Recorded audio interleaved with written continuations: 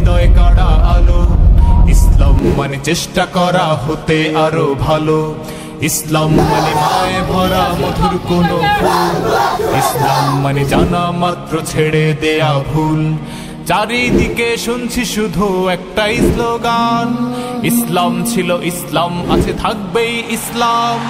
ইসলাম ইসলাম ইসলাম ইসলাম ইসলাম ইসলাম। ঐতিহ্যবাহী বাগলপুর উত্তরপাড়া বাইতুস সালাম জামে মসজিদ ও যুব সমাজের উদ্যোগে আয়োজিত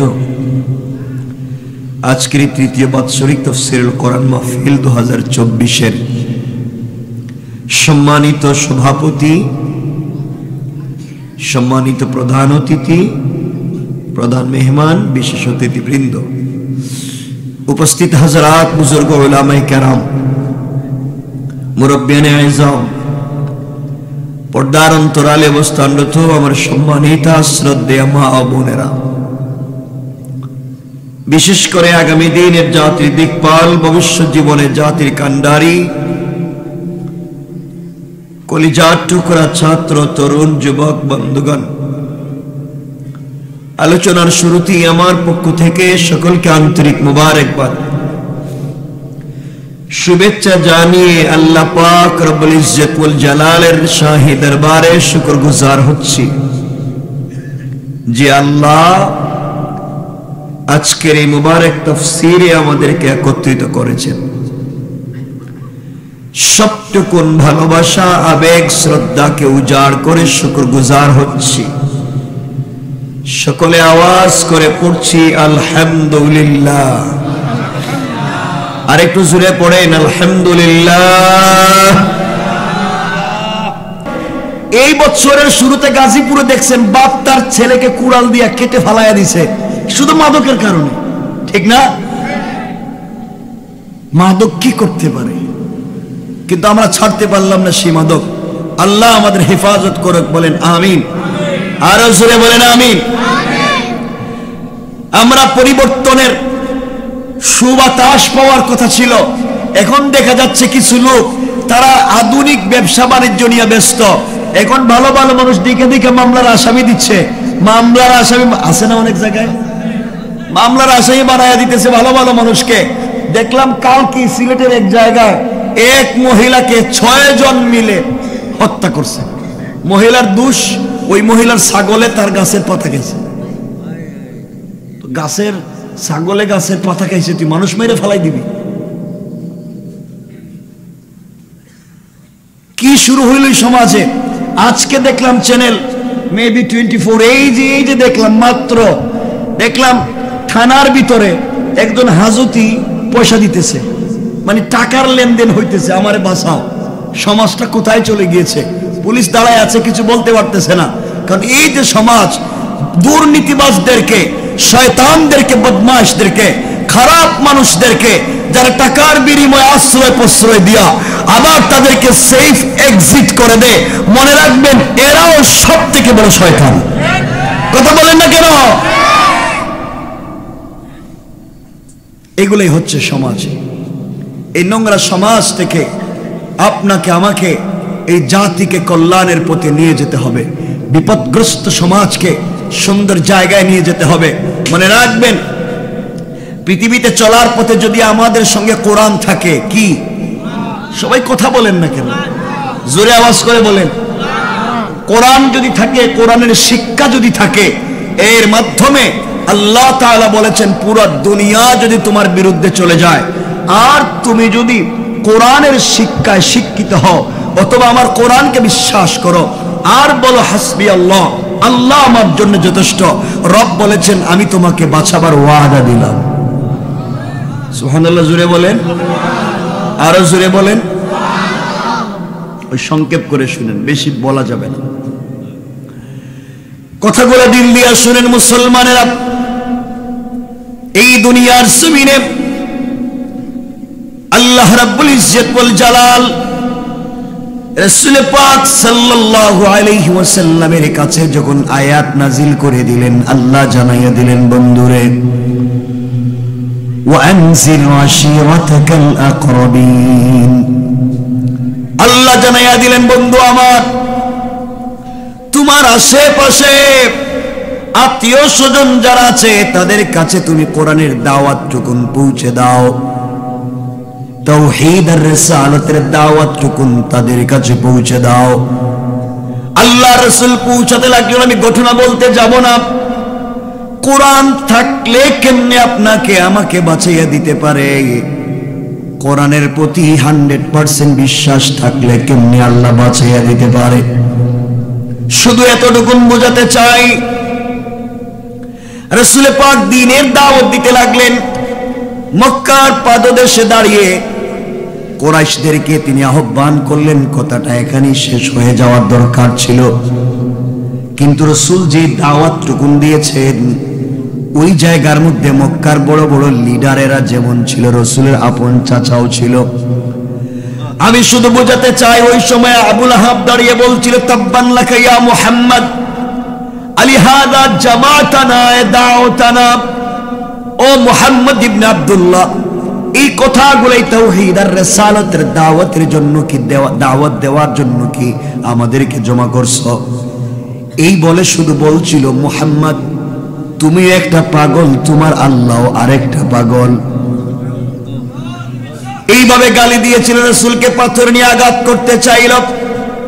আল্লাহর রাসূল বাড়িতে চলে গেলেন, চোখের পানি ছেড়ে কান্না করে গভীর রজনীতে আল্লাহকে বলতেছেন, আল্লাহ তাআলা, কেউ যদি আমাকে গালি দেয় আল্লাহ আমার যায় আসে না, কেউ যদি আমাকে গালি দেয়, আমাকে আঘাত করে আমার যায় আসে না। হে আল্লাহ তাআলা, আমার আপন চাচা তোমাকে গালি দিয়েছে, আমার সহ্য হয় না, আমার কষ্ট হচ্ছে।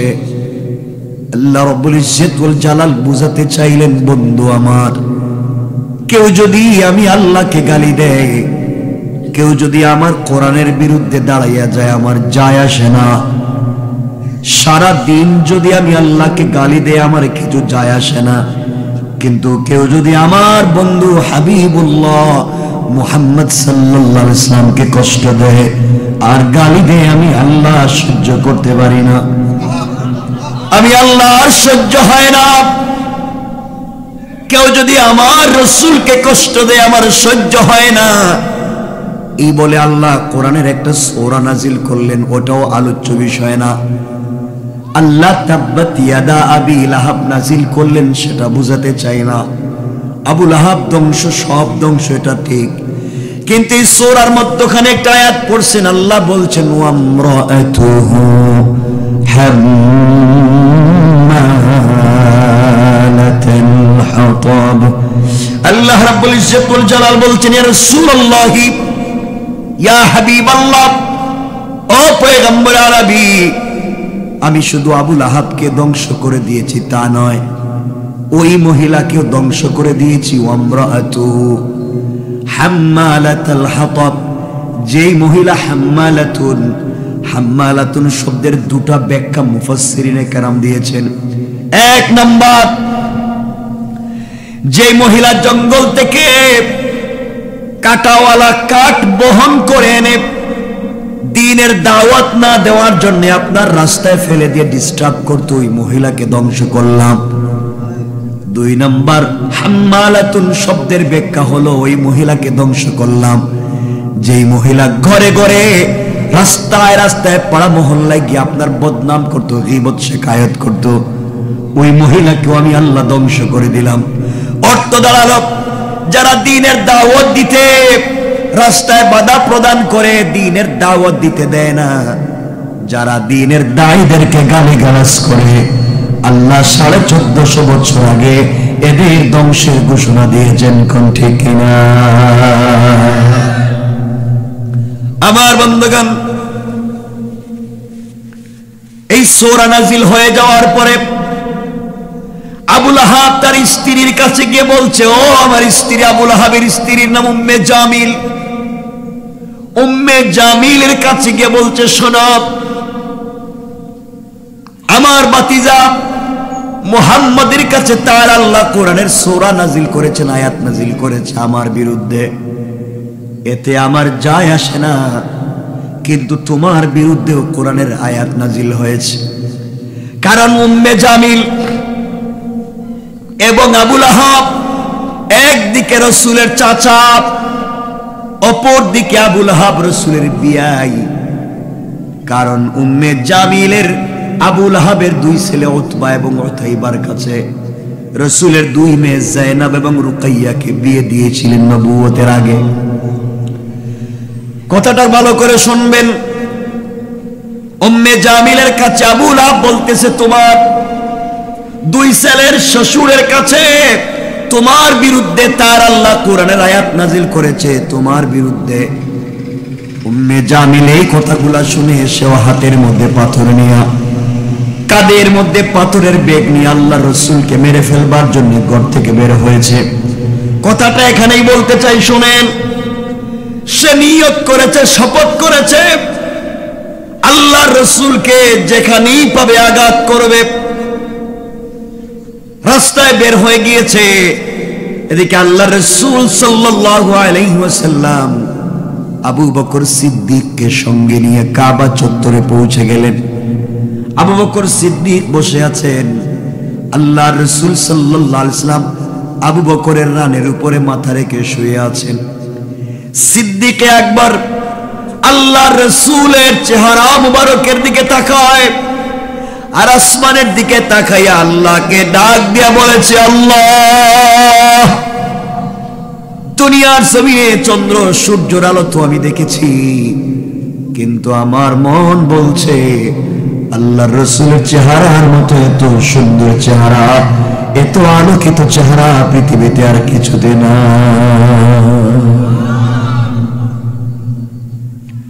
এমন সময় আবু বকর তাকিয়ে দেখলেন একজন মহিলা হাতির মধ্যে পাথর নিয়ে আসতেছে তাকে মেরে ফেলবার জন্য, আল্লাহ রসুলকে মেরে ফেলবার জন্য। ডাক দিয়া বলছেন, ইয়া রাসূলুল্লাহ, ইয়া হাবিবাল্লাহ, ও পয়গম্বরে আরবি, আপনাকে মেরে ফেলতে চাই একজন মহিলা। আপনি বললে, আপনি অনুমতি দিলে আমি তাকে আঘাত করে আসি। আল্লাহ রসুল বললেন, না আবু বকর, কাউকে আঘাত করা যাবে না। আল্লাহ আমাকে জানিয়ে দিয়েছে, কেউ যদি আঘাত করবার জন্য, কেউ যদি আমাকে মারবার জন্য আসে, ওই সময়ে যেন আমি আল্লাহ কোরআন থেকে তেলাওয়াত করি। আল্লাহ বলছেন ওই তেলাওয়াতের মাধ্যমে তিনি আমাকে হেফাজত করে দিবে। উম্মে জামিল আস্তে আস্তে করে আল্লাহর রাসূলের কাছে চলে এসেছে। একেবারে রাসূলের সিনা মুবারকের সামনে দাঁড়ায়া আবু বকরকে বলতেছে, আবু বকর, তুমি এখানে একা একা বসে কি করো? তোমার বন্ধু মুহাম্মদ কোথায়? আবু বকর আশ্চর্য হয়ে গেলেন। আমি দেখি আমার রানের উপরে রাসূল শুয়ে আছেন, আমার কান দিয়ে রাসূলের তেলাওয়াত শুনি, দুইটা চোখ দিয়ে রাসূলকে দেখি। উম্মে জামিল রাসূলের সামনে দাঁড়িয়ে আমাকে দেখে রাসূলকে দেখে না, কারণ কি? তিনি বললেন, তুমি খুঁজে দেখো মুহাম্মদ কোথায় আছে। উম্মে জামিল কাবা চত্বর খুঁজে রাসূলকে না পেয়ে আবার রাসূলের সিনার সামনে দাঁড়ায়া আবু বকরকে বলতেছে, আবু বকর, বলো না, মুহাম্মদকে তো পেলাম না, আমি যদি তাকে কোথাও পাই আঘাত করে মেরে ফেলব। এমন সময় এই কথাগুলা বলে উম্মে জামিল যখন চলে গিয়েছে, আল্লাহর রাসূল উঠে গেলেন। আবু বকর রাসূলকে জড়িয়ে ধরলেন, চোখের পানি ছেড়ে বলছেন, ইয়া রাসূলুল্লাহ, আপনার কাছে আমি জানতে চাই, উম্মে জামিল আমাকে দেখলো, আপনাকে দেখলো না, ব্যাপার কি? তো আপনার সামনে দাঁড়ায়া আল্লাহর রাসূল বলছেন, আবু বকর রে, আল্লাহ তাআলা আমাকে জানায় দিয়েছেন, কোন কাফের, কোন জালেম, কোন অন্যায়কারী যখন আমাকে আঘাত করবার জন্য আসবে, ওই সময় যেন আমি কোরআন থেকে তেলাওয়াত করি। আল্লাহ তাআলা জানিয়ে দিয়েছেন, হিজাবান মাসতুরা, আকাশ থেকে একটা গোপন পর্দা পাঠাইয়া ওই কাফের আর আমার মধ্যখানে আমার আল্লাহ পার্টিশন সৃষ্টি করে দেয়। পড়েন সুবহানাল্লাহ। আল্লাহ রাসূলকে আল্লাহ বাঁচাইয়া দিলেন শুধু আল্লাহর প্রতি বিশ্বাস থাকবার কারণে আর কোরআনের তিলাওয়াতের কারণে। আজ যদি আমরা আল্লাহর প্রতি অগাধ বিশ্বাস রাখতে পারি আর সঙ্গে কোরআনের তেলাওয়াত রাখতে পারি, পৃথিবীর যত জালেম, পৃথিবীর যত নাফরমান শয়তানেরা আমাদেরকে কষ্ট দেওয়ার চেষ্টা করবে, কোরআন সুন্নাহর বিরুদ্ধে দাঁড়াবে, আল্লাহ তাআলা আমাদেরকে এবং কোরআনকে হেফাজত করে দিবেন। কোন ঠিক কিনা? জোরে বলেন ঠিক কিনা? এই জন্য আপনাকে আমাকে কোরআন ফলো করতে হবে, কোরআনকে মেনে নিতে হবে, কোরআনের প্রতি আমাদের বিশ্বাস নিয়ে আসতে হবে, কোরআনকে 100% আমাদের পুরো লাইফে, কমপ্লিট লাইফে প্রতিষ্ঠা করতে হবে। কোরআন আজকে আমাদের লাইফে নাই, কোরআন আমাদের বাস্তব লাইফে নাই। এই জন্য আমরা বিপদগামী হচ্ছি, সময় সময় আমরা খারাপ পথে চলে যাচ্ছি। এই জন্য আল্লাহর ওয়াস্তে আমরা কোরআন সঙ্গে রাখতে পারবে তো ইনশাআল্লাহ? জোরে আওয়াজ করে বলেন না ইনশাআল্লাহ? আরো জোরে বলেন না ইনশাআল্লাহ? কোরআন ছাড়া আমাদের বাঁচবার বিকল্প কোনো রাস্তা নেই। এই জন্য মুসলমানেরা কথাগুলো দিল দিয়ে শুনেন কি বলতে চাই। আল্লাহর রাসূল সাল্লাল্লাহু আলাইহি ওয়াসাল্লাম বলে দিয়েছেন, আল্লাহ তাআলা কোরআনে কারীমের 19 নম্বর পারা 25 নম্বর সূরা সূরা আল ফুরকানের 65 নম্বর আয়াতে আল্লাহ জানিয়ে দিয়েছেন আমার রাসূলকে। আল্লাহ বললেন, ওয়াল্লাযীনা ইয়াকুলুনা রব্বানা সরিফ আন্না আযাব জাহান্নাম ইন্না আযাবাহা গারামা। আল্লাহ রাব্বুল ইজ্জত ওয়াল জালাল বলছেন, মুসলমানেরা সাকারাত শুরু হয়ে যাওয়ার আগে, গারগারা শুরু হয়ে যাওয়ার আগে, কবরে চলে যাওয়ার আগে, মালাকুল মউত আজরাইল পৌঁছে যাওয়ার আগে আমার যেই বান্দা গোটা জিন্দেগীর অপরাধের জন্য আল্লাহর কাছে তওবা করবে, ক্ষমা চাইবে, আল্লাহ রাব্বুল ইজ্জত ওয়াল জালাল বলে দিয়েছেন, বান্দারে তুমি তওবা করতে দেরি হবে, আমি আল্লাহ তোমাকে মাফ করে দিতে দেরি হবে না। পড়েন সুবহানাল্লাহ, আল্লাহু আকবার বলেন। কিন্তু আজকে আমরা আল্লাহর কাছে চাইতে পারি না। কিভাবে আমাদের কি সমাজে চলতে হবে, কিভাবে সালাত পড়তে হবে, কিভাবে কোরআন শিখতে হবে, কিভাবে মানুষের সাথে ভালো আচরণ করতে হবে, এই সবগুলো আমরা ভুলে গিয়েছি, এই পথে আমরা ভুলে গিয়েছি। অথচ ইসলাম যদি সমাজে প্রতিষ্ঠিত থাকতো, দ্বীন যদি সমাজে প্রতিষ্ঠিত থাকতো, ইসলাম যদি আমাদের সকলের ঘরে ঘরে থাকতো, ইসলাম যদি আমাদের বাস্তব লাইফে থাকতো, আল্লাহর ভয়, কিয়ামতের দিনে আল্লাহর সামনে জবাবদিহিতার ভয় যদি আমাদের ভিতরে থাকতো, এই সমাজে আমরা ফিতনা করতে পারতাম? বলেন পারতাম? এই জন্য আমাদের ভিতরে জবাবদিহিতার ভয় লাগবে। আল্লাহর জবাবদিহিতার ভয় যদি ঢুকে যায়, এই মানুষ অন্যায় করতে পারে না, এই মানুষ খারাপ পথে যেতে পারে না, এই মানুষ খারাপ কাজ করতে পারে না, যদি তার ভিতরে জবাবদিহিতার ভয় থাকে। কিন্তু আমাদের ভিতরে জবাবদিহিতার ভয় নাই। আল্লাহকে তো ভয় করি না, আমরা নামাজ পড়ে বের হয়ে চুরি করি, নামাজ পড়ে বের হয়ে মিথ্যা কথা বলি, নামাজ পড়ে বের হয়েই আমরা জিনা করি, খারাপ কাজ করি। ভয় নাই যে আমাকে মরে যেতে হবে, আমাকে মরতে হবে, আল্লাহর সামনে দাঁড়াতে হবে, আমাকে আল্লাহর সামনে কি জবাব দিতে হবে, এই চিন্তাটা কোন আমাদের ভিতরে নাই। এই জন্য আমরা সময় সময় খারাপ পথে চলে যাচ্ছি। এই জন্য আমাদেরকে চলার পথে লাগবে আল কোরআন। কি লাগবে? সবাই বলেন কি লাগবে? আমি খুব লম্বা কথা বলবো না, খুব জোরে শক্ত করে কথাগুলো বলতেছি, বুঝতেছেন আপনারা? আমি খুব বেশি কথা বলবো না, একবারে কম, মনোযোগ দিয়ে কয়েক মিনিট শুনেন। সুতরাং জবাবদিহিতার ভয় ঢুকলে আল্লাহ তাআলা কিভাবে পরিবর্তন করতে পারেন মানুষকে শুনেন। আমার বন্ধুগণ, কথাগুলো দিল দিয়ে শুনেন কি বলতে চাই। আল্লাহ রাসূল সাল্লাল্লাহু আলাইহি ওয়াসাল্লাম ইন্তেকাল করবার অনেক দিন পরে এই জনপদের রাষ্ট্রের খলিফা যখন হয়ে গেলেন হযরত ওমর ফারুক রাদিয়াল্লাহু তাআলা আনহু, এই জনপদের খলিফা, অর্ধ জাহানের খলিফা হযরত ওমর, ওই সময়ে মদিনার ইসলাম পৃথিবীর দিকে দিকে পৌঁছে গেল। আরব বিশ্ব পার হয়ে আফ্রিকা পর্যন্ত ইসলাম চলে এসেছে। মানুষের কাছে, ইহুদি খ্রিস্টানদের কাছে রাসূলের চরিত্র পৌঁছে দেওয়া হলো। চমৎকার আদর্শ, যে ব্যক্তি শুনে রাসূলের আদর্শ তাকে জানতে চায়, পড়তে চায়। এইভাবে মদিনার থেকে 800 থেকে 1100 মাইল দূরে এক ব্যক্তি, একজন ইহুদি আল্লাহ রাসূলের চরিত্র সম্পর্কে জানতে পেরেছে। মুহাম্মদ কেমন ছিলেন, তার আদর্শ কেমন ছিল জানতে পেরেছে। জানবার পর একজন মুসলমান থেকে কোরআন নিয়ে কোরআন পড়েছে, কোরআন গবেষণা করেছে।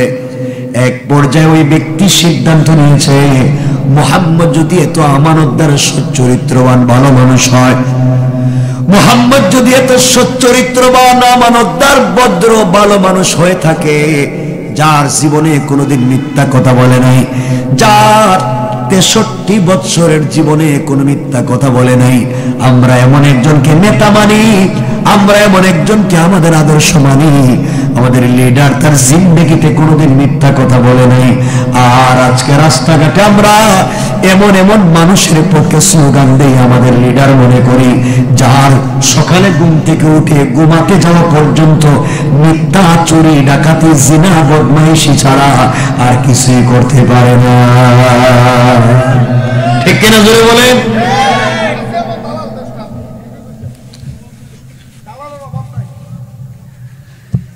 সমাজ এমন খারাপ হয়ে গিয়েছে, কথাগুলা দিল দিয়ে শোনেন। এক পর্যায়ে ওই যুবক আল্লাহর গোলাম কালিমা পড়ে মুসলমান হয়েছে। শুধুমাত্র রাসূলের চরিত্রের কথা শুনে কালিমা পড়ে মুসলমান হয়েছে। আল্লাহর রাসূলকে কোনোদিন দেখেও নাই, বাস্তবে কোনোদিন আল্লাহর রাসূলকে দেখে নাই, কালিমা পড়ে মুসলমান হয়ে গিয়েছে।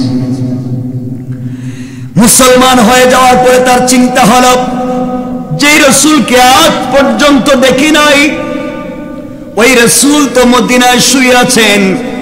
আমি যদি মদিনা পর্যন্ত পৌঁছে যেতে পারি, তার রওজার সামনে দাঁড়াইয়া চোখের পানি ছেড়ে যদি কান্না করে দোয়া করি, তাকে সালাম জানাই আর বলি, ইয়া রাসূলুল্লাহি, ইয়া হাবিবাল্লাহ, পয়গম্বর আরবি, আমি আপনার একজন পাগলা উম্মত, আপনাকে কোনোদিন দেখি নাই, না দেখে আপনার চরিত্রের কথা শুনে কালিমা পড়ে মুসলমান হয়েছি। ইয়া রাসূলুল্লাহ, আপনাকে ভালোবেসে মদিনা পর্যন্ত চলে এসেছি, আপনি কি কিয়ামতের দিন আমাকে ভুলে যাবেন?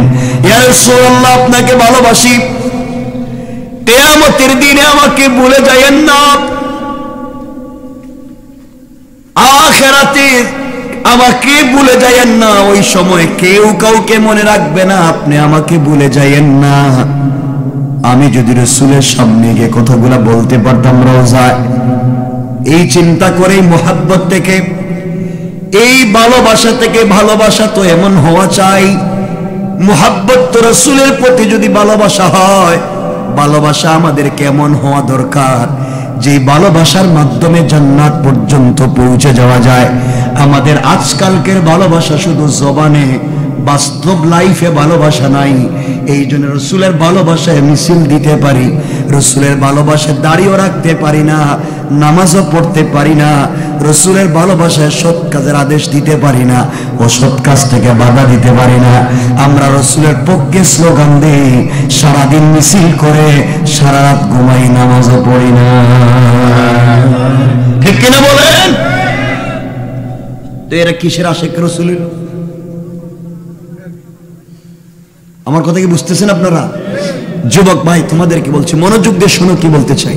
খুব বেশি বলবো না, আগে বলছি, মনোযোগ দিয়ে শোনো।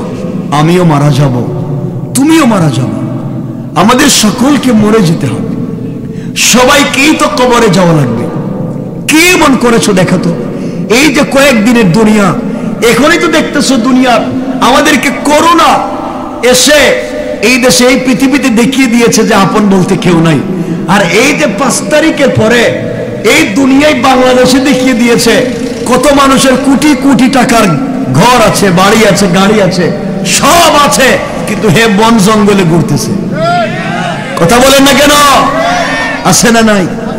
বাড়িতে ঘর আছে, তালা দেওয়া, হে বন জঙ্গলে, টাকায় কি লাভ হইছে? গাড়ি আছে, বাড়ি আছে, ফ্যাক্টরি আছে, সম্পদের অভাব নাই, আর সে বন জঙ্গলে ঘুরে।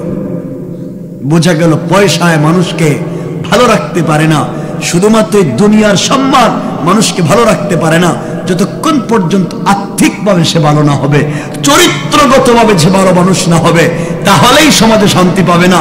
তুমি যদি খারাপ মানুষ না হও, তুমি ভাগো কেন? কথা বলেন না কেন? ঘর বাড়ি ফালায় ভাগো কেন? কি করছো তুমি? কি শয়তানি করছো? এখন ভাগলা কেন?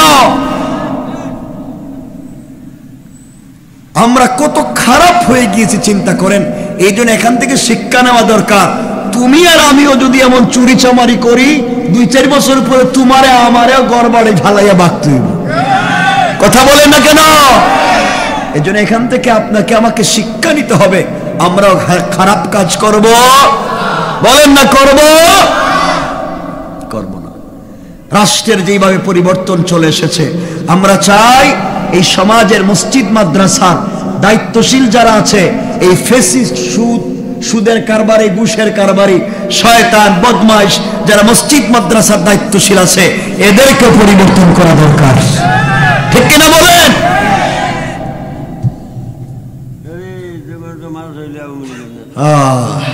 সমাজ এত খারাপ হইছে এখন। কি তা আগে দেখছেন গ্রামে কেউ বিচার করতে, মুরব্বী, এমন মুরব্বী আছে যে 500 টাকা পাইলে পুরো বিচার শুদ্ধ খায় ফেলা, এদিকের বিচার এদিকে দিয়ে দেয়। কথা বলেন না কেন? 1 কাপ রং চা দিলে তার নামে 5টা মামলার সাক্ষী দিয়ে দেয়। কথা বলেন না কেন? এগুলো এলাকায় নাই? কথা কয় না নাই? আরো জোরে বলেন নাই? কত খারাপ। দেখবেন দাঁড়িয়েও আছে, হাতে তসবিহ নিয়ে গ্রামের পঞ্চায়েতের বিচারে বইছে, কিন্তু আগে ভাষ্য লইয়া লইছে, ভাষ্য যেদিকে লইছে সেদিকেই বিচারের রায় দিতেছে। এগুলো আসেনি এলাকায়? এখানে কেউ আসেনি? নাই। আর থাকতে তো পারে, থাকলে এখন কি কইব নাকি যে আমি হে কামলা?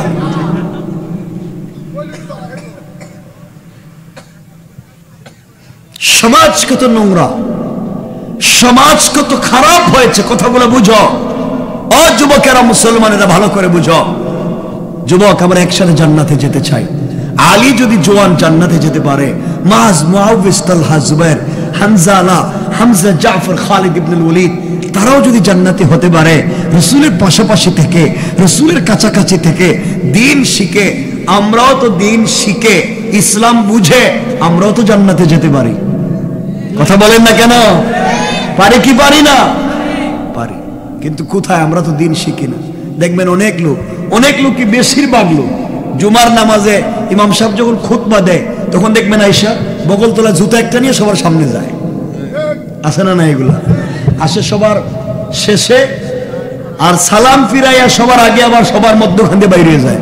যখন বাইরে যায়, আপনি যদি মনে করেন জিন্দগিতে আমি টাটকা কোনো শয়তান দেখতে পারি নাই, বড় আফসোস, আমি শয়তান দেখতে পারলাম না, যে বেচারা সালাম ফিরাইয়া সবার পিছনে আসছে, আবার ধাক্কাইয়া সবার সামনে গেছে, সালাম ফিরাইয়া আবার জুতা নিয়ে ধাক্কায় বাইরে যায়, এর চেহারার দিকে তাকায় বলবেন, আল্লাহ, আজকে একটা টাটকা শয়তান দেখলো। কথা বলেন না কেন? তুমি আইছো সবার শেষে, আবার ধাক্কাইয়া গেছো সামনে, আবার যাইতেছো সবার আগে, এটা একটা টাটকা শয়তান। শয়তানের কামই এটা। কথা বলেন না কেন? আপনারা খারাপ পাইতেছেন। আমি অনেক কষ্ট করে কথা বলতেছি, কথাগুলো বুঝেন কি বলতে চাই।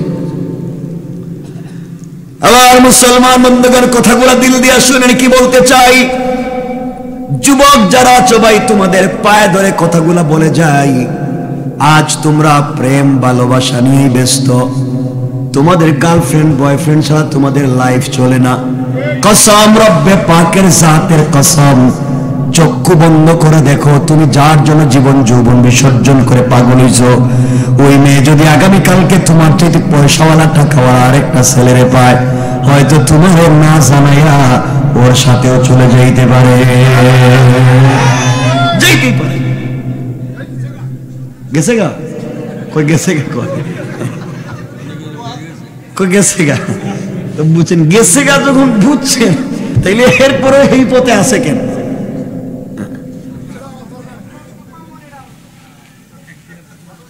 যুবক, কি তুমি পাইছো এখানে? কি মজার স্বাদ পাইছো? কি মজার স্বাদ পাইছো? এখানে কিচ্ছু নাই। দুনিয়াটা ধোঁকা, যার পিছনে তুমি দৌড়াচ্ছ, জীবন যৌবন বিসর্জন করতেছ, যার জন্য এত কিছু। আজকে এই মেয়েকে ভালোবাসতে গিয়া মায়ের সাথে খারাপ আচরণ করতেছ, বাবার সাথে খারাপ আচরণ করতেছ। এই মেয়েকে তোমার গড়ে আনার জন্য মা বাপের মুখে চুনকালি দিয়েছ, পুরো বংশের মুখে চুনকালি দিয়া ওই মেয়েরে আনতে চাও। এই মেয়ে গড়ে এসে দেখেন মা বাপের সঙ্গে ভালো আচরণ করে না। এক পর্যায়ে এই মেয়ের কারণেই এই বাবা ছেলেটা তার মা বাপ থেকে আলাদা হয়ে যায়। কথা বলেন না কেন? বৃদ্ধ মা বাপ কষ্ট করে লাইফে। আর ছেলে বিদেশে যাওয়ার আগে মারে কয়, মা তোমার ডায়াবেটিসের কি অবস্থা? মা আমি আছি। বাপকে বলে, বাপ তোমার টেনশন নাই। বিদেশে গিয়া এর বউ যা কয় এই কথাই শুনে অ্যাকাউন্ট করছে শ্বশুর বাড়ি, টাকা পাঠায় শ্বশুর বাড়ি। এগুলা কি মুরাদপুরে আছে নাকি? মুরাদনগরে আসেনি এগুলা বেশি? এটা কইতেছে বেশি আছে। মারে এখন মা কয় না, মারে কয় বুড়া। ছোট ভাই টেলিফোন দিয়ে বলছে, ভাই এবার এসএসসি পরীক্ষাতে আমি গোল্ডেন জিপিএ 5 পাইছি, আমার একটা 1.5 ব্যাটারি মোবাইল দিলেইব, বিদেশ থেকে একটা মোবাইল পাঠাও। মানিয়ে নালো কইস না, রাত দিন তোদের জন্য গাদার মতো বিদেশে কাজ করতে করতে জিন্দগি শেষ, তোদেরকেই তো খাওয়াইলাম আর তোমরা চাইতেই আসো। কিছুক্ষণ পরে শালি ফোন দিয়ে বলছে, দুলা ভাই আমার একটা আইফোন। কথা বলেন না কেন? থ্যাংক ইউ এইটা আমি দিতেছি তো। কথা বলেন না কেন? এখন তো দিতেছে তো। বাবা কি খারাপ হয়েছে আমরা। আল্লাহ আমাদেরকে হেফাজত করে, বলেন আমিন। আর জোরে বলেন আমিন। ভাই এভাবে হইও না। মহিলা সবগুলা খারাপ না, মেয়েরা অনেক গুণ আছে, অনেক ভালো, পরিবারে অনেক সুন্দর করে ফেলে, সবাইকে নিয়ে মিলে চলতে চায়। আফসোস হয় বোনদের জন্য ওই জায়গায় তারা প্রথম সংসারে প্রথম স্বামীর ঘরে যে পরিমাণ কষ্ট করে ধৈর্য ধরতে পারে না, ডিভোর্স দিয়া আরো সুখের আশায় আরেকজনের হাত ধরে পরকিয়া করে পলায়া যায়। ওখানে গিয়ে যে কষ্টের শিকার হয়, ওখানে গিয়ে যে নির্যাতনের দ্বিতীয় স্বামীর ঘরে বা দ্বিতীয় ঘরে গিয়া তাকে যা সাফার করতে হয়, এর 100 ভাগের 1 ভাগ যদি ধৈর্য ধারণ করতো, তে প্রথম ঘরটা জান্নাত হয়ে যেত। কথা বলেন না কেন? প্রথম করে ধৈর্য ধরতে পারে না, ধৈর্য ধরার সুযোগ নাই। ওখানে গিয়ে বুঝছে যে প্রথমটা ভালো ছিল, ঠিক না? আগেরটাই ভালো আছে, ঠিক নেই? এমন ঘটনা কেউ ঘটাইছো নি? এই জন্য যুবকেরা মা বাপের সঙ্গে খারাপ আচরণ কইরো না। বাপরে কয় বুড়া, বাপরে তো কয় বুড়া, শ্বশুর বাড়ি গিয়া শ্বশুরের খাম্মা আপনি আঙ্গুর খাইবেন না আপেল খাইবেন। কথা বলেন না কেন? আর এখন তো শুনতেছি অনেক ছেলে নাকি ছেলে মেয়ে ছেলে ঈদ পর্যন্ত মা বাপের সঙ্গে করতে চায় না, শ্বশুর বাড়ি দিকে করে। আছে না এগুলো? আছে না? আস্তাগফিরুল্লাহ। মনে হইতে তার শ্বশুর তারে জন্ম দিছে। আরে বাবা, স্ত্রীকে আজকে ডিভোর্স দিয়ে দিলেই তার মা বাপের সঙ্গে সম্পর্ক শেষ। আর তোমার মা বাপ, আল্লাহ কোরআনে বলছেন, ওয়া কাদা রাব্বুকা আল্লা তা'বুদু ইল্লা ইয়াহ, একমাত্র যদি কেউ আমার ইবাদত করো, আমাকে যদি এক মানো, ওয়াবিল ওয়ালিদাইনি ইহসানা, আমাকে এক মানার সাথে সাথে পৃথিবীতে ইহসান করলে মা বাপের, আমাকে এক মানার পরে ইহসান করলে মা বাপের। কে বলতেছেন? আল্লাহ বলতেছেন আমার পরে আমাকে এক বলে মেনে নেওয়ার পরে আসমানের নিচে জমিনের উপরে দ্বিতীয় কারো প্রতি যদি ইহসান হয়, ওয়াবিল ওয়ালিদাইনি ইহসানা, একমাত্র মা বাপের। তাহলে আল্লাহর পরে স্থান দিবেন কারে? কথা বলেন। মা বাপরে দেখতেই পারে না, মা বাপরে দেখতেই পারে না। মা বাপ কোরআনের যত জায়গায় বুঝো, কোরআনের যত জায়গায় আল্লাহ নিজের কথা বলছেন, মা বাপের কথা বলছেন। আরেক জায়গায় গিয়ে আল্লাহ বলছেন, আনিশকুরলি, তোমরা আমার শুকরিয়া আদায় করো। সাথে সাথে বলছেন ওয়ালিদাইয়া, আমার শুকরিয়া আদায় করার সাথে সাথে আরো দুজনের করো, হেরা মা বাপ। সুবহানাল্লাহ বলেন না? কি জিনিস চিন্তা করেন, কোরআনে আল্লাহ বলছেন। আর এই মা বাপরে আপনি দেখতে পারেন না। জান্নাত খোঁজার জন্য পিসাবের এখানে গিয়া পিসাবের বাড়িতে অনেক হাদিয়া তুফা গিফট উপহার উপঢৌকন সব নিয়ে যায়। আমি শুনছি বিদেশ থেকে 1 লাখ 2 লাখ টাকা পিসাব হুজুরে হাদিয়া দেয়, কিন্তু নিজের মারে 500 টাকাও দেয় না। কথা বলেন না কেন? কেন? তোমার মা বাপ তো তোমার পৃথিবীর সবথেকে বড় দামি জিনিস। আল্লাহ বলছেন আল জান্নাতু তাহতা আকদামিল উম্মাহাত, জান্নাত তো মা বাপের পায়ের নিচে, ওখানে মায়ের পায়ের নিচে। মাকে দেখতে পারে না, বাপকে দেখতে পারে না। আমার কথা আপনারা ভালো করে শুনেন, রাগ করতেছেন? পৃথিবীর পুরা পৃথিবী যত মানুষ আছে, এমনকি কাবাগরের ইমাম, এমনকি বনি ইসরাইলের পয়গম্বর মুসা, সবাই মিলে হাত উঠে দোয়া করতেছে আপনার জন্য। আল্লাহ, মুরাদনগরের এই ভাগলপুরের অমুক যুবকটাকে তুমি ভালো করে দাও। পুরা পৃথিবীর মানুষ দোয়া করতেছে আপনার মা বাপ ছাড়া। কসম, কসম রব্বে পাকের জাতের, কসম রব্বে পাকের জাতের, আপনার দোয়া, পৃথিবীর মানুষের দোয়া 1 হাত উপরে উঠবে না। কথা বুঝবেন? পুরা পৃথিবীর মানুষ একদিকে আর আপনার মা বাপ আরেকদিকে হাত উঠাইছে। রব বলেছেন মা বাপের মুখ থেকে দোয়া হোক বদদুআ হোক বের হয়ে গেলে এটা আল্লাহর দরবারে কবুল না হয়ে ফিরে না। ঠিক না? আল্লাহু আকবার বলেন। আমি একটু হাদিসের দিকে ছোট্ট করে বলি। নাসাইর হাদিস, أخرج النسائي من طريق الزهري عن عروة عن عائشة رضي الله تعالى عنها قالت قال رسول الله صلى الله عليه وسلم دخلت الجنة فسمعت قراءة فقلت من هذا فقيل حارثة بن النعمان فقال رسول الله صلى الله عليه وسلم كذلك البر وكان برا بأمه। رسول মেরাজের রজনীতে জান্নাতুল ফিরদাউসে ঢুকলেন, গিয়া শুনেন জান্নাতুল ফিরদাউসের ভিতরে কে চমৎকার করে কোরআন শরীফ তিলাওয়াত করে। এই আওয়াজে বললে ওয়াজ রাখা দেব। আমি বহুত কষ্ট করে কথা কইতেছি। সুবহানাল্লাহ, জোরে বলেন সুবহানাল্লাহ। রাসূল জিবরিল আমিনকে বলছেন, জিবরাইল বলো আমার আগে কেউ জান্নাতে আইছে? জিবরাইল বলছেন, ইয়া রাসূলুল্লাহ, না, আপনার আগে তো কেউ আয় নাই। কোথায় কোরআন তিলাওয়াত করে কেডা এত সুন্দর করে?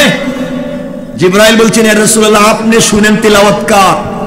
রাসূল কান পেতে শুনেন যে তিলাওয়াত করতেছে এটা তো আমার সাহাবী হারিস ইবনে নুমানের তিলাওয়াত শোনা যায়। জিবরাইলকে বলছেন, জিবরাইল, ওটা তোমার গরীব সাহাবী, ছোট মানুষ হারিস ইবনে নুমান, ক্ষেত খামার করে, ওর তিলাওয়াত শোনা যায়।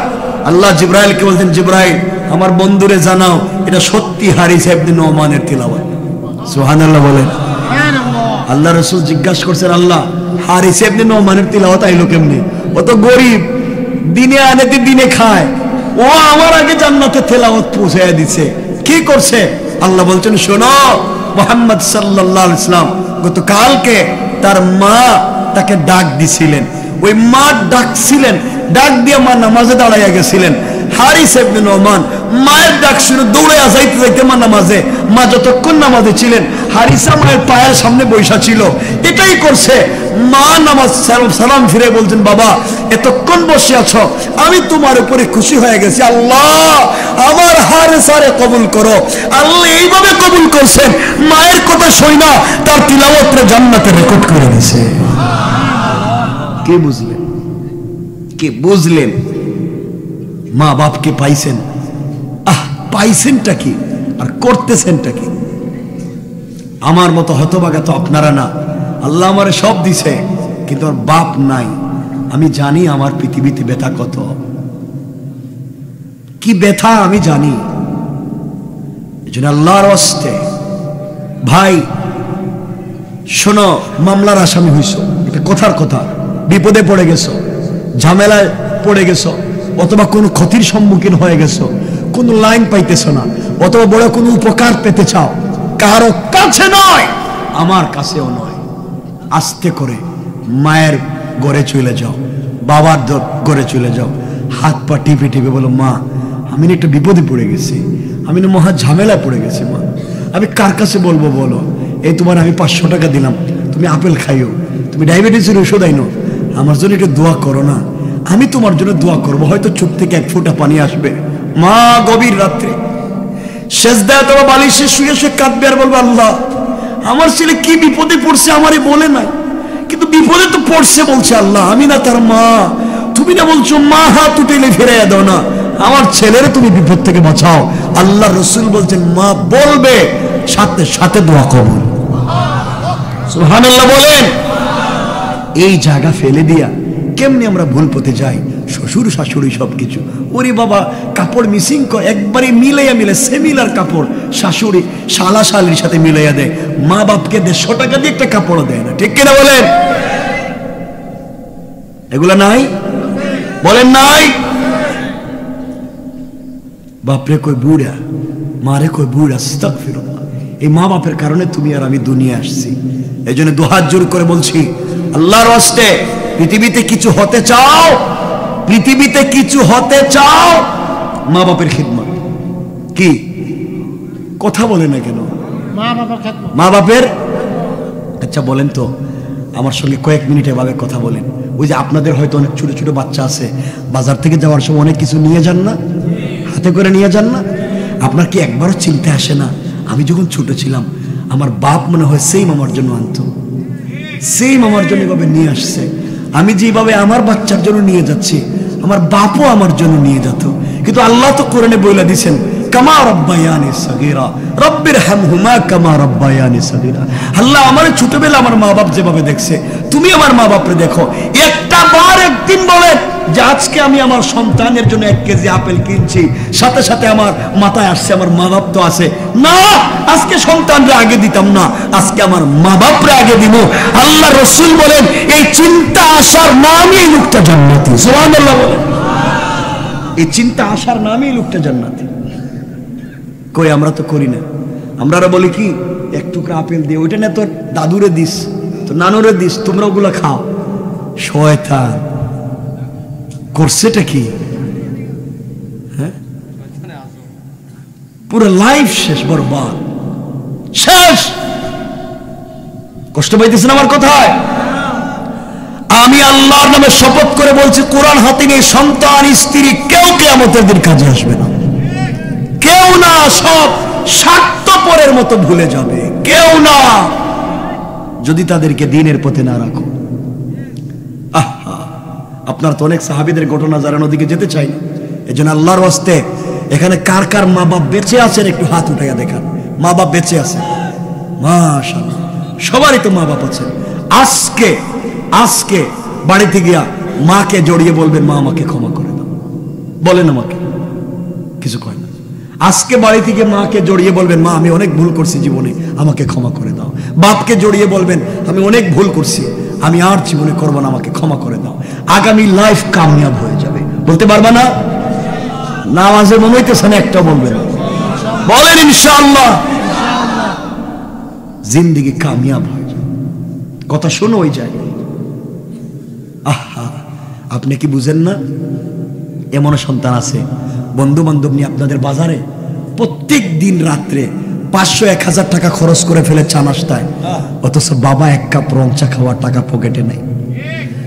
সে মোটর সাইকেল দৌড়ায় বন্ধু বান্ধব নিয়ে প্রতিদিন 500 টাকার তেল খরচ করে, আর তার বাবা রিক্সা পায় না, বাজারে হাইটা হাইটা যায়। কথা বলেন নাই?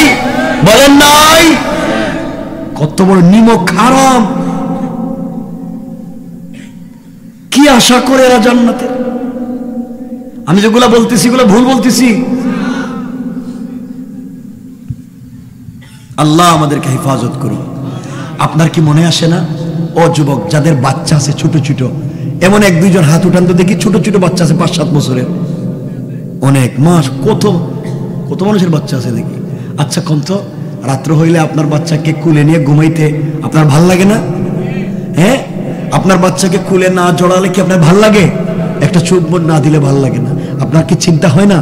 সেম আমার মা বাপ, আমরা যেভাবে স্বামী স্ত্রী আমাদের বাচ্চাকে মধ্যখানে শোয়াইয়া কি আনন্দে আত্মহারা হয়ে ঘুমাই, আমার মা বাপ তো সেম আমাকে রেখেই তো ঘুমাইছিল, সেম তো আমাকে ওখানে রাখছিল, আমাকে নিয়ে তো এত আনন্দ করছিল।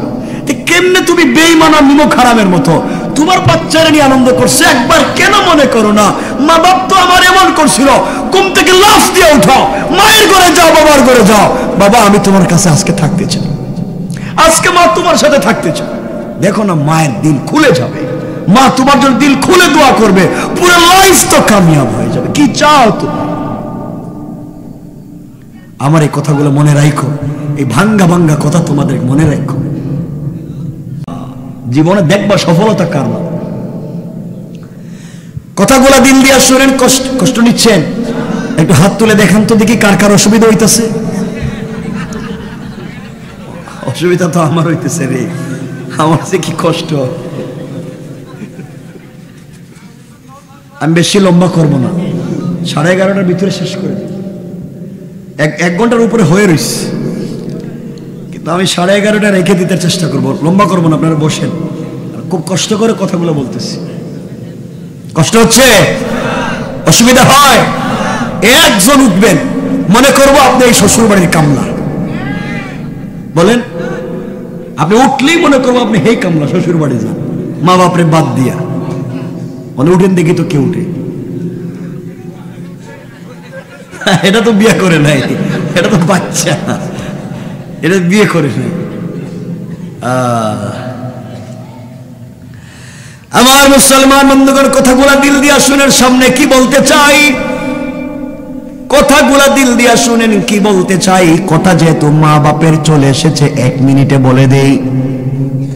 আপনি যদি দুনিয়ার জমিনে জান্নাতি স্বাদ পেতে চান, হায়াতে বারাকা চান, সুস্থতার জিন্দেগি চান, মা বাপকে যদি আপনি ঠিক রাখতে পারেন, সিদ্দিকে আকবরের বর্ণিত হাদিস, আল্লাহর রাসূল বলেছেন, কোন বান্দার যদি মা বাপ তার উপরে সন্তুষ্ট হয়ে যায়, আল্লাহ তার রিজিকে বারাকা দেওয়ার সাথে সাথে তার হায়াতে তো বারাকা দিয়ে দেয়। আল্লাহর রাসূল বলছেন, তার ইন্তেকালের আগে কোন একদিন না একদিন স্বপ্নে আমি রাসূলের সঙ্গে ওই বান্দার দেখা হয়ে যাবে। আপনারা এটা বুঝেন না? আবু বকরের মতো সাহাবী রাসূলের জিন্দা, ওমর উসমানের মতো জিন্দা। রাসূল মারা যাওয়ার সময় আগে জুব্বাটা খুইলা বলছেন, ও ওমর, ও আবু বকর, ও জুব্বাটা আমার ওয়াইস আল কারনিরে দিও। ওয়াইস আল কারনি তো সাহাবীও না, রাসূলের জীবনে দেখাও নাই, রাসূলও দেখে নাই, 2 দিন খুঁজে এসে পায় নাই। রাসূল বলছেন, এটা দিও, কারণ আমার ওয়াইস আল কারনি তো মা বাপের জন্য, মায়ের জন্য জীবন বিসর্জন দিয়ে ফেলেছে। আল্লাহু আকবার বলেন। তুমি পারলা না, শুধু পারলা না, শুধু তুমি। আমার বন্ধুদের কথাগুলো দিল দিয়ে শুনে এবার কি বলতে চাই, যে কথার ভিতরে আমরা ছিলাম সংক্ষেপ করে দেই। রাসূল পাকের প্রিয় সাহাবী হযরত ওমরের জমানার যুবক, মনে আছে কালিমা পড়েছে, 800 থেকে 1100 মাইল দূরে তার বাড়ি। ওই যুবকটা কালিমা পড়ে মুসলমান হয়ে, কথাগুলো দিল দিয়ে শুনে কি বলতে চাই, মোহাব্বত ভ্রাতৃত্ব কিভাবে মানুষকে সমাজে প্রতিষ্ঠিত করে, আমার মনে হয় এই কথাটা শুনলে পরিষ্কার হয়ে যাবে। এই যুবক চমৎকার পয়সা দিয়া একটা উট ক্রয় করেছে, একটা ঘোড়া ক্রয় করেছে। ঘোড়ার পিঠে সওয়ার হয়ে আল্লাহর রাসূলের রওজা জিয়ারতের জন্য বের হয়েছে। যুবকের মনে একটাই আশা, হারে রাসূলকে তো দুনিয়ার জমিনে জিন্দা দেখি নাই, আমি রাসূলের রওজার সামনে দাঁড়াবো আর বলবো, ইয়া রাসূলুল্লাহ, আমি যে তোমার পাগলা উম্মত, আমি যে তোমার আশিক, তোমাকে না দেখে তোমার চরিত্রের কথা শুনে কালিমা পড়ে মুসলমান হয়েছি। ইয়া রাসূলুল্লাহ, আবু বকরকে আপনি জড়িয়ে ধরেছে, ওমর উসমান আলীকে জড়িয়ে ধরেছে, আমি যে আপনার শরীরের কোন সুঘ্রাণ দুনিয়ায় পাইলাম না, আমি যে কত পরে এসে আপনার ইন্তেকালের কালিমা পড়ে মুসলমান হইলাম। যুবকেরা আমি মদিনায় গিয়ে সালাম দিয়া বলবো, ইয়া রাসূলুল্লাহ, আমি আপনার পাগলা উম্মত, আপনার রওজায় এসেছি, আপনাকে আমি সালাম জানাই। আপনার কণ্ঠ থেকে সালামের জবাব না শোনা পর্যন্ত আমি কিন্তু বাড়িতে ফিরে যাব না, আমি আপনার রওজায় পড়ে থাকবো, আপনার কণ্ঠে একবার সালামের জবাব চাই। কথাগুলো শুনেন। এইভাবে মনে বড় আশারিয়া যুবক মদিনা থেকে 811 মাইল দূর থেকে সফরে বের হয়েছে। 3-4 দিন সফর করার পরে মদিনার রাস্তায়, মদিনায় যাওয়ার আগে যুবক ক্লান্ত পরিশ্রান্ত হয়ে গিয়েছে। একটা রাস্তায় তার উট অথবা ঘোড়াটাকে একটা গাছের গোড়ায় রেখে দিয়ে সে গাছের গোড়ায় বিশ্রামে লেগে গিয়েছে। লম্বা সফর, মদিনায় যাব, তার মনে কত আশা। যুবক চিন্তা করো, আহারে জীবনে মদিনায় যাই নাই, এই মদিনার অলিতে গলিতে আমার প্রিয় হাবিব তার পা মুবারক দিয়ে হাঁটছে, আমার রাসূল মদিনায় হাঁটছে। এই মদিনার ধুলিকণা পাথরগুলো আমার রাসূলকে দাঁড়াইয়া সালাম দিয়েছে। এই মদিনার আসমানের মেঘমালা আমার রাসূলকে সারা দিন রাস্তায় হাঁটার সময় ছায়া দিয়েছে। মদিনার কত পশু পাখি আমার রাসূলকে সালাম দিয়েছে। এই এলাকায় তো রাসূল কতদিন হাঁটলেন। আমি আজকে প্রিয় হাবিবের মদিনায় যাই। মদিনায় হাবিব ইন্তেকাল করে রওজায় শুয়ে আছে। আজ মন খুলে হাবিবকে সালাম দিব। আমার মনে কত আনন্দ। এগুলা নিয়ে যুবক যখন শুয়ে পড়েছে ক্লান্ত, তার উট অথবা ঘোড়া মালিককে ঘুমে দেখে পাশের মধ্যে ছিল একজন বৃদ্ধ মানুষের ক্ষেত। বৃদ্ধ মানুষের কাজ ছিল, খামার ছিল। ওই খামারে গিয়ে খেতে গিয়ে তার সবগুলা খাবার ক্ষেত নষ্ট করে ফেলেছে, কিছু খেয়ে ফেলেছে। সন্ধ্যার সময় ওই ক্ষেতের মালিক একজন মুরব্বী এসে দেখেছে তার জমিনের পুরো খামারের ক্ষেতগুলা নষ্ট করে দিয়েছে। একটা উট অথবা ঘোড়াকে তার জমিনে পেয়েছে, হাতের মধ্যে লোহার মুগুর দিয়ে আঘাত করে করে উট অথবা ঘোড়াটাকে সে হত্যা করে ফেলেছে রাগে। আমার জমিনে একটু মাত্র জমি, এই ক্ষেতের পয়সা দিয়ে পুরো বছর পরিবার চালাই, আজ আমার কিছুই নাই, সবই প্রাণী নষ্ট করে দিয়েছে, সেও তাকে হত্যা করে ফেলেছে। কিছুক্ষণ পর ওই যুবকের ঘুম ভেঙে গিয়েছে। ঘুম ভাঙার পরে দেখে তার উট রাস্তার পাশে মরে পড়ে আছে। পাশের মধ্যে একজন মুরব্বী দাঁড়ায় আছে। ডাক দিয়া বলে, আঙ্কেল আপনি এখানে দাঁড়াই আছেন কেন, আমাকে বলেন। আর আমার উটটা বা কে মারছে তাও আমাকে বলেন। মুরব্বী ডাক দিয়া বলতেছে, যুবক রে, কার উট আমি চিনি না, এই যে আমার জমিনের খাবার নষ্ট করে ফেলেছে, আর কিছু নাই, এই জন্য আমি উটটাকে মেরে ফেলেছি। যুবক সেজদায় গিয়া চোখের পানি ছেড়ে কান্না করে আল্লাহকে ডাক দিয়া বলেছে, আল্লাহ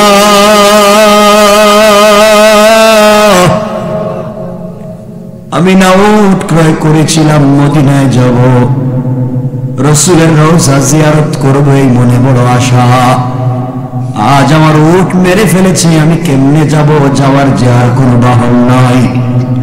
আমি কি রাসূলের রওজায় জীবনে একবার সালাম দিতে পারবো না? আমি কেমনে জীবন চালাই? আমি না রাসূলের রওজায় যেতে হবে।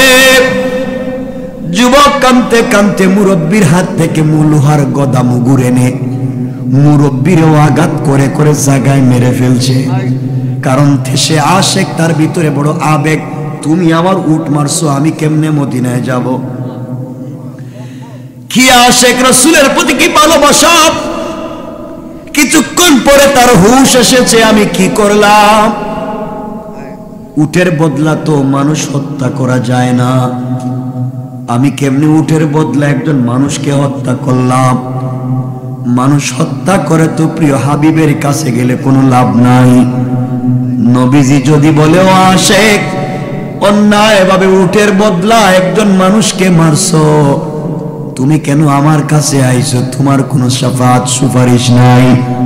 ও বাইরে, এই 15-20 বছরে বাংলাদেশে কত মানুষকে বিনা অপরাধে ক্রস ফায়ার দেওয়া হলো, কত মানুষকে গুম খুন করা হলো, কত মানুষকে মায়ের কুল থেকে নিয়ে হত্যা করে ফেলেছে।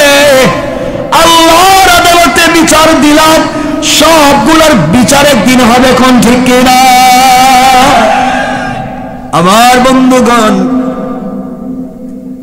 যুবক চিন্তায় পড়ে গেছে, করলাম কি? না না, আমি এখান থেকে পলায়ন করব না। আমি যদি পলায়ন করি কেউ পৃথিবীর আমাকে ধরতে পারবে না। এই মুরব্বীর বিচারও আমার উপরে কেউ করতে পারবে না। কিন্তু আজ না হয়ে কাল তো মরলে আল্লাহর আদালতে দাঁড়াতে হবে। আল্লাহর সামনে থেকে তো পলায়নের সুযোগ নাই। যুবক সিদ্ধান্ত নিল, আমি পলায়ন করব না, আমি এখানে দাঁড়াইয়া থাকব। ওই বৃদ্ধ মানুষটার যদি কোনো সন্তান থাকে, সন্ধ্যার সময় যদি তাকে খুঁজতে আসে, আমাকে পায়, আমি তাদেরকে জানাইয়া দিব আমি তোদের বাপকে মারছি। হত্যার বিচার তোমরা আমাকে হত্যা করো, আমার যায় আসে না। এরপরেও অপরাধের শাস্তি দুনিয়ায় পেতে চাই, আখিরাতে আল্লাহর সামনে অপরাধী হিসাবে দাঁড়াতে চাই না। সুবহানাল্লাহ বলেন না? কি চিন্তা যুবকের ভিতরে! বলতো আমি করেই ফেলাইছি, দুনিয়া শাস্তি হয়ে যাক, আখেরাতে যেন বিপদে পড়া না লাগে। দুনিয়া তো কয়েকদিন, আখেরাত তো বহুত লম্বা, বিপদে পড়লে তো শেষ। কথাগুলা দিল দিয়া শুনেন কি বলতে চাই। এক পর্যায়ে সন্ধ্যার সময় মুরব্বীর দুইটা যুবক ছেলে সারাদিন বাবাকে খুঁজে না পাইয়া সন্ধ্যার সময় জমিনের কাছে এসে দেখে তাদের বাবা মরে পড়ে আছে, পাশে একটা উট মরে পড়ে আছে, কাছে একটা যুবক দাঁড়াইয়া দাঁড়াইয়া কাঁদতেছে। জিজ্ঞাস করে, যুবক রে, আমাদের বাপ রে মারছে কে? কে মারলো? যুবক বলে, আমি মারছি। ওরা চিন্তা করে, মারলোতে পলায়ন করলো না কেন, এখানে দাঁড়াইয়া আছে কেন? ও যুবক, সত্যি তুমি মারছো? হ্যাঁ আমি মারছি। তাহলে তুমি পলায়ন করলে না কেন? কই না, আমি তোমরা দুই ভাইয়ের অপেক্ষা করতেছি, আমি বলে উটের বদলা তোদের বাপকে মেরে ফেলছি। এখন তোমরা এর বিচার যেভাবে চাইবে আমি সেভাবেই রাজি। সবাই তারা বলছে, চলো তোমাকে নিয়ে মদিনায় ওমরের দরবারে চলো, ওমরে যে বিচার করবেন সেই বিচারে রাজি। যুবক বলছে, ওমরের বিচারে তোদের বাবার বদলা যদি আমাকে হত্যা করে রে, আমিও এই মৃত্যুতে রাজি। এরপরে মরার পরে অপরাধ নিয়ে মরতে চাই না। সুবহানাল্লাহ বলেন না? চিন্তা করেন, ইসলাম আর রসুলের ভালোবাসা একটা যুবককে কেউ নাই এরপর দাঁড় করে রাখাই দিছে। কয় না, আমি ভাগবো না, আমি ভাগতে পারি না, আল্লাহর আদালতে তো জবাব দিতে হবে। চিন্তা কর, কথা কি বুঝতেছেন আমার যুবকেরা? বুঝো। এক পর্যায়ে এই যুবকটাকে সংক্ষেপ করে বলি, উমরের দরবারে হাজির করা হলো। ওমর সকল সাহাবীকে মসজিদে নববীতে ডাকলেন। যুবকটাকে বললেন, তুমি তাদের বাপকে কি মারছো? কয় হ্যাঁ আমি মারছি। আবার জিজ্ঞাসা করলেন, মারছো? কয় আমি মারছি। কোনো সাক্ষী লাগবে না, আমি সাক্ষী দিচ্ছি আমি মারছি, আর কোনো সাক্ষী নাই। ওমর বলছেন, তুমি যে কথা বলছো, তোমাকে যখন হত্যা করা হবে এটা কি তুমি জানো? এটা আমি জানি। তুমি জানো তোমাকে হত্যা করা হবে, এরপরও স্বীকার করছো। কেন স্বীকার করছো বলো? বলে, আমি একজন পাগলা আশিকে রাসূল, আমি রাসূলকে দিল থেকে ভালোবেসি। আমি নবীজিকে সালাম দেওয়ার জন্য একটা উট ক্রয় করেছিলাম, রাসূলের রওজায় আসব। এই মুরব্বী আমার উটটা মেরে ফেলেছে, আমি সহ্য করতে পারি না, এই জন্য মুরব্বীরও আমি মেরে ফেলেছি। ওমর বললেন, তোমার উট মেরে ফেলেছে, উটের বদলা একটা উট দিয়ে দিলেই তো হয়ে যাইতো, তুমি কেন তাদের বাপকে মারছো? এখন তোমাকে তো মারা হবে।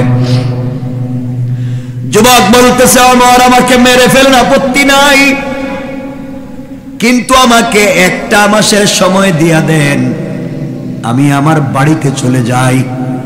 আমি ইহুদিদের সঙ্গে কিছু বিজনেস করেছিলাম, লেনদেন বাকি আছে, ওগুলা মিটাইয়া এক মাসের ভিতরে আপনার দরবারে হাজির হয়ে যাব। ওমর বললেন, ফাঁসির আসামিকে ছেড়ে দিলে আবার যে পাওয়া যাবে এর কোনো গ্যারান্টি নাই। তুমি যদি কোনো এই জায়গায় যাওয়ার আগে জিম্মাদার জামিন দিয়া যদি যেতে পারো তাহলেই তোমাকে ছাড়া হবে। যুবক বলছে, খলিফাতুল মুসলিমিন আমিরুল মুমিনিন এই মদিনায় আমার ভাই নাই। আমার যদি মায়ের পেটের একটা ভাই থাকতো হয়ে যাইতো, আমার ছেড়ে দিত। মদিনায় যে আমার একটা ভাই নাই, মদিনায় যদি আমার বোন থাকতো, বোন ভাইকে এভাবে মরতে কখনো দিত না। ও খলিফা, মদিনায় যদি আজকে আমার বাবা বেঁচে থাকতেন, আমার বাবা কোনদিন চাইতো না তার সন্তান এভাবে মরে যাক। নিশ্চয় আমার বাবা আমার জিম্মাদার হয়ে যাইতে। মদিনায় আমার বাবাও নাই। ও খলিফা, মদিনায় যদি আমার কলিজার টুকরা মা থাকতে, আমার মা কোনদিন চাইতো না আমি এভাবে মরে যাই, মা জিম্মাদার হইতো। ও খলিফা, মদিনায় আমার মা নাই, আমার বাবা নাই, আমার ভাই নাই, আমার বোন নাই, কিন্তু আমার মন বলছে মদিনায় যদি আমার কলিজার টুকরা প্রিয় হাবিব, আমার কলিজার টুকরা নবীজি মদিনায় বেঁচে থাকতে, আমার রাসূল আমার জিম্মাদার হয়ে যাইতেন। আমার নবীজি চাইতো না তার পাগলা উম্মত জাহান্নামে যাক। ও মত, মদিনায় নবীজিও নাই, আমার কেউ নাই, তুমি আমাকে মাইরা ফালাইবা, আমি বাড়িতে গিয়া ঋণ দিতে পারলাম না, কিয়ামতের দিন কি জবাব দেব? ওমর বলছেন ইসলামের বিচার তো জিম্মাদার ছাড়া হয় না, আর আমি ওমর ইসলামের ল ছাড়া আর কিছুই বুঝি না। জল্লাদকে ডাকা হলো। পুরা মদিনার মধ্যে কান্নার রোল পড়ে গেলে তো ভদ্র ভালো মানুষের আশিক রাসূল আজ নবীজির রওজা জিয়ারতের জন্য এসেছিল, এখন তাকে হত্যা করা হবে। যুবক বলে ওমর, আমাকে মারবার আগে আমার হাত পা বাঁধো, আমাকে বেঁধে টেনে টেনে একবার আমাকে রাসূলের রওজায় নিয়ে যাও। যেই রাসূলের রওজা জিয়ারতের জন্য ঘর থেকে বের হয়েছি, যেই রাসূলের প্রেমে পাগল হয়ে আমি এত ঘটনা সাজিয়েছি, সেই রাসূলের রওজায় আমাকে নিয়ে যাও। আমি কান্না করে বলবো ইয়া রাসূলুল্লাহ, ও পয়গম্বর আরবি, আমি যে তোমার পাগলা উম্মত ভুল করে ফেলছি। ওমর স্বেচ্ছায় আমাকে, আমি স্বেচ্ছায় ওমরের দরবারে এসেছি। আমার কিছু ঋণ ছিল, কেউ জিম্মাদার হইল না। কিয়ামতের দিন কিন্তু তুমি আমার জিম্মাদার হয়ে আমার ছাড়াইয়া দিও। আমি রাসূলকে সালাম দিতে চাই, তোমরা আমাকে রাসূলের রওজায় নিয়ে যাও। জল্লাদ হাজির হয়ে গলায় ছুরি চালাইয়া টান দিবে। এমন সময় মসজিদ নববীর পিছন থেকে একটা যুবক হাত উঠাইয়া ওমরকে ডাক দিয়া বলছে, ওমর, এই যুবকের গলায় ছুরি চালাইও না। এই মুহূর্ত থেকে 1 মাসের জন্য আমি এই যুবকের জিম্মাদার হয়ে গেলাম। আল্লাহু আকবার। ওমর আশ্চর্য হয়ে গেলেন, কে রে কে? এই মানুষের ভিড়ে কে যুবকের জিম্মাদার হইল?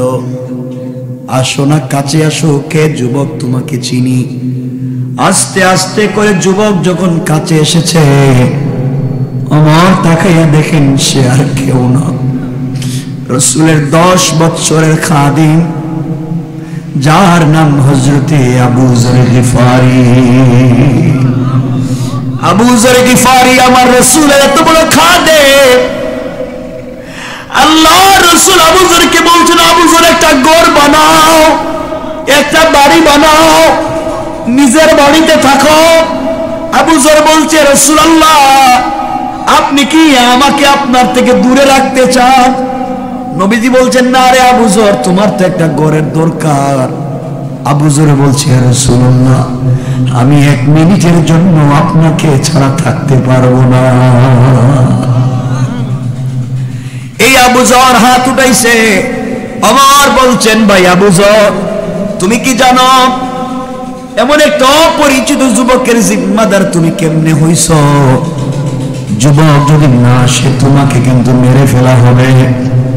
আবু যর বলছেন, শোনো, আমার রক্তের বন্ধনের প্রয়োজন নাই, আল্লাহর রাসূল বলছেন আল মুসলিমু ওয়া আখুল মুসলিম, এক মুসলমান আর এক মুসলমানের ভাই। ইন্নাল মুসলিমুনা ইখওয়া, এক মুসলমান আর এক মুসলমানের ভাই, রক্তের বন্ধনের প্রয়োজন নাই। আমি এই জন্য এই যুবকের জিম্মাদার হয়ে গেলাম, আল্লাহ রাসূলের একটা হাদিসের উপরে আমল করলাম। তুমি যদি আমাকে মেরে ফেলো, যুবক যদি না আসে, কিয়ামতের দিন আল্লাহ রাসূলের সামনে গলা কাটা নিয়ে হাজির হব। রাসূল বলবেন, আবু যর তোমার গলাটা কাটা কেন? আমি বলবো, ইয়া রাসূলুল্লাহ, আপনার একটা হাদিসের উপরে আমল করছি, এক যুবকের জিম্মাদার হইছি, ওমর আমাকে মারছে। ওমর, আবার আমার মন বলছে এমন সময় রাসূল আমাকে রেখে দিয়া একা একা জান্নাতে যাবে না। সুবহানাল্লাহ, জোরে বলেন না। আমার বন্ধুগণ, কথাগুলো দিল দিয়া শুনুন, সংক্ষেপ করে দেই। কষ্ট হচ্ছে? 11:30 হয়ে গেছে, 1.25 ঘন্টা হয়ে গেছে কাছাকাছি।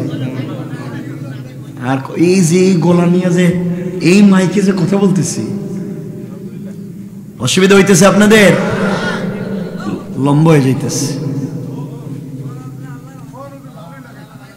কষ্ট হয়, অসুবিধা হয়। আমার বন্ধুগণ, কথাগুলো দিল দিয়া শুনেন। এবার কি বলতে চাই, মনোযোগ দিয়া মূল কথাগুলো শুনেন।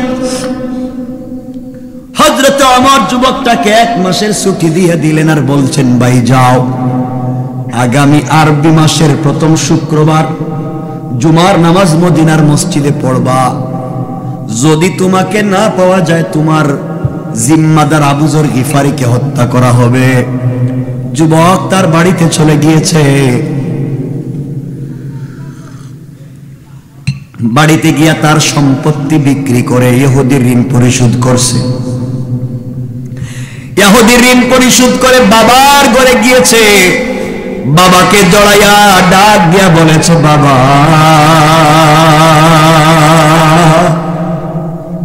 আর মনে হয় তোমাকে কোনদিন আব্বা বলে ডাকতে পারবো না। আমি না একটা মানুষকে অন্যায় ভাবে হত্যা করছি, আরেকটা বাইরে জিম্মাদার বানাই আইছি মদিনায়। আমি না গেলে কিন্তু এই বাইরে মেরে ফেলা হবে। আমি পলায়ন করে থাকতে পারবো না। জনমের মতো শেষবার আমাকে বিদায় দিয়া কপালে একটা চুম্বন দিয়ে দাও।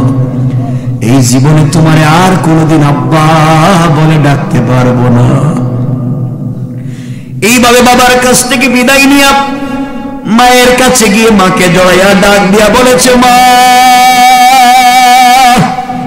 ও মা, কতদিন রাত্রবেলা আমাকে ছাড়া তুমি কোনোদিন খাও নাই, আমার জন্য কত রাত অপেক্ষা করছো। ও মা, জীবনের শেষবার আমাকে খাওয়াইয়া দাও। আর তোমার হাতের খাবার তোমার সন্তান আর বলবে না। মদিনায় চলে যায়, আমাকে ওরা মেরে ফেলবে।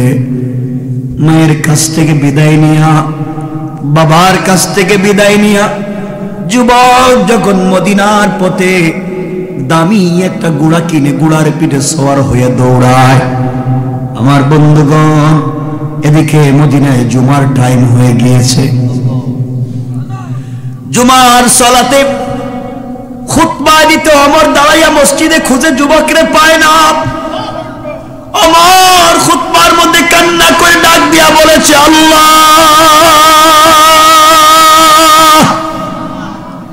কত মানুষের জীবনে হত্যা করবার অর্ডার দিছি, আজ আমি কেমনে তোমার হাবিব বন্ধুর বন্ধু আবু যরকে হত্যার অর্ডার নামাজের পরে দেওয়া লাগবে? কেমনে আমি তোমার হাবিবের সামনে দাঁড়াবো? আমার যে দাঁড়াবার আর কোন সুযোগ নাই। আল্লাহ, কি বিপদে পড়ছি, আমি তো কিছুই বুঝি না। নামাজ শেষ হয়ে গিয়েছে,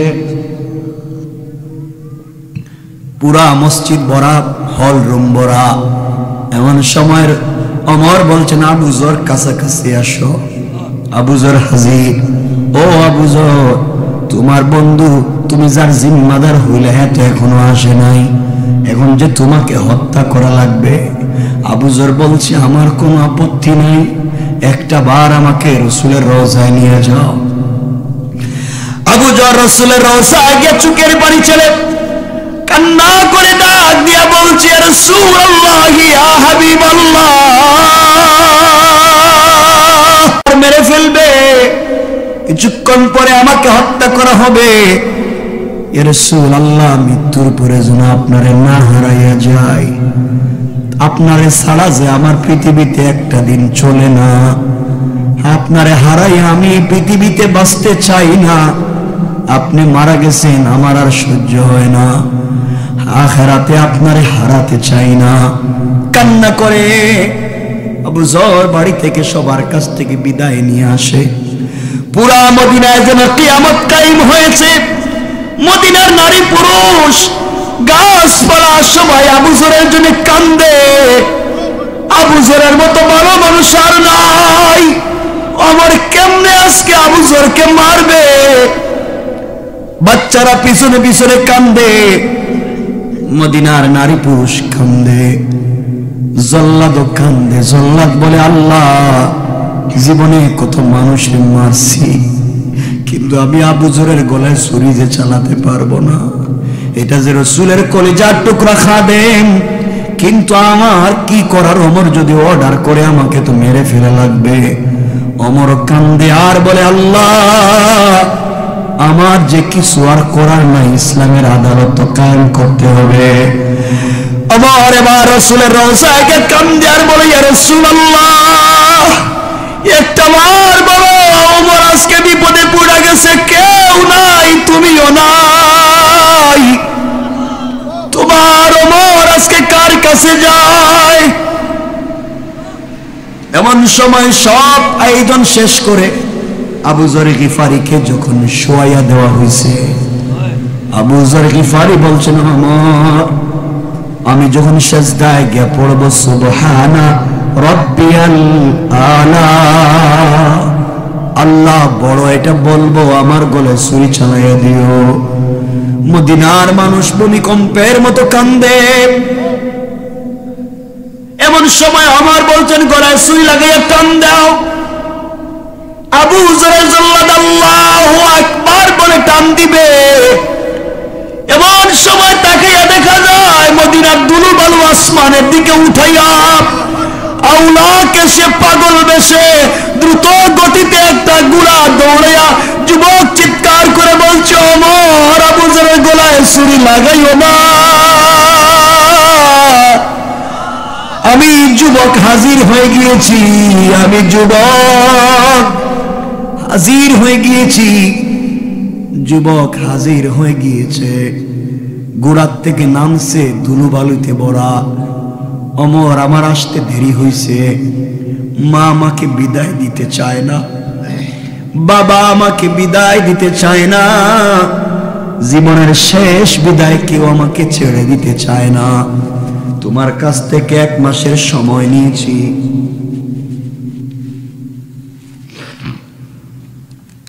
চলে এসেছি, আমার ভাই আবু যরকে তুমি ছেড়ে দাও। ওমর আশ্চর্য হইয়া চোখের পানি ছেড়ে এখন আরো বেশি কান্দে।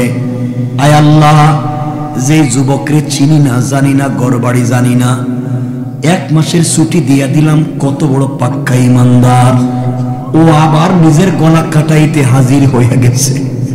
আল্লাহ, ও তো আমার চাইতে বড় ইমানদার, ও তো আমার চাইতে বড় আশিক রাসূল, যার বাড়ি ঘর চিনি না, গলা কাটাইয়া দিতে আমার দরবারে হাজির হয়ে যায়, এর গলায় কেমনি আমি ছুরি চালাই। হযরত ওমর তো বিপদে পড়ে গিয়েছে। যুবক এসে বলছে আর দেরি করা যাবে না। রাসূলের রওজায় গিয়ে কান্দে আর বলে ইয়া রাসূলুল্লাহ, এই যে আওলাকে সে পাগল বেশে তোমার পাগলা তোমার দরবারে দাঁড়াইছে, আর জীবনে সালাম দিতে পারবো না, আর তোমার দরবারে দাঁড়াইয়া সালাম দিতে পারবো না। ওমর আমাকে এখন হত্যা করবে। ওমর যুবকটার এক বুকের সঙ্গে জড়ায় কান্দে। আর বলে আল্লাহ এত ভদ্র এত আমানতদার, এই ইমানদার ছেলেটারে আমি কেমনে মারি, কিন্তু আমার যে ইসলামের বিধান কায়েম করতে হবে। সবাই মিলে পুরা মদিনার মানুষ বলতেছে এই যুবকটারে মারা যাবে না, এর মতো ইমানদার আর নাই, কিন্তু ওমর তো দ্বীনের বিধান কায়েম করবে। যুবক শুয়ে পড়েছে, সংক্ষেপ কথা, যুবক শুয়ে পড়ে সুবহান রাব্বিয়াল আলা বলতেছে। জল্লাদ কান্দে আর বলে আল্লাহ কি বিপদে পড়লাম, এত বড় পরীক্ষায় তো আর পড়ি নাই, এই যুবক রে এবার কেমনে কাটি, যুবক তো আমার চাইতে আরো বড় ইমানদার। যুবকের গলায় ছুরি চালাইয়া টান দিবে, মদিনায় ভূমিকম্প দিয়া সকল মানুষেরা হাউমাউ করে কান্দে। এমন সময় ওই মৃত ব্যক্তির দুই ছেলে, যে দুই ভাই ওমরের কাছে বিচার দিছিল, দাঁড়াইয়া গেছে। আল্লাহু আকবার, আরো জোরে বলে। দুই ভাই দাঁড়াইয়া ওমরকে বলছে, আমার খবরদার এই যুবকের গলায় জল্লাদ ছুরি চালাইও না। আল্লাহু আকবার। আমরা দুই ভাই এতদিন পর্যন্ত বিচার চাইছি, যেই যুবক নিজের গলা কাটাইয়া দিতে আসছে রে, সে এত বড় আশিক রাসূল তো আমরাও হতে পারি নাই। আমার বাবাকে সে এমনি এমনি হত্যা করেছে, হয়তো বলে হত্যা করে ফেলেছে। এই মুহূর্তে আমরা দুই ভাই এই যুবকটাকে মাফ করে দিলাম, বাকি জিন্দেগি ওই যুবকটারে আমাদের ভাই বানাইয়া তিন ভাই একসাথে আল্লাহ রাসূলের সামনে কিয়ামতের দিন দাঁড়াতে চায়। সুবহানাল্লাহ, জুড়ে বলেন। কি ঈমান চিন্তা করুন, কি ঈমান আর কি রাসূলের প্রতি ভালোবাসা চিন্তা করুন। আমরা কি ঈমান আনতে পারবো? এই ভালোবাসা তৈরি করতে পারবো? বলেন ইনশাআল্লাহ। রাসূলের প্রতি কি ভালোবাসা তৈরি করতে পারবো ইনশাআল্লাহ? আর লম্বা করতেছি না, 12:30 হয়ে গেছে, 12:30 হয়ে গেছে, 2 ঘন্টা। আমার জন্য দোয়া চাই, আপনাদের জন্য দিল থেকে দোয়া থাকবে। আমি এতক্ষণ যা বলছি মনে থাকবে তো ভাই? খুব আবেগ নিয়ে ভালোবাসার থেকে কথাগুলো বলছি। আল্লাহ রাসূলকে আমরা ভালোবাসবো, বলেন ইনশাআল্লাহ। আর জোরে বলেন ইনশাআল্লাহ। রাসূলের ভালোবাসা ছাড়া জান্নাতে যাওয়ার বিকল্প পথ নাই। এজন্য ভালোবাসা দিলে বসায়া দাও, মহব্বত দিলে বসায়া দাও। আল্লাহ আমাদের সবাইকে কবুল করুক, এই এলাকার যুবক ভাইদেরকে কবুল করুক, সবাইকে আল্লাহ কবুল করুক। আল্লাহুম্মা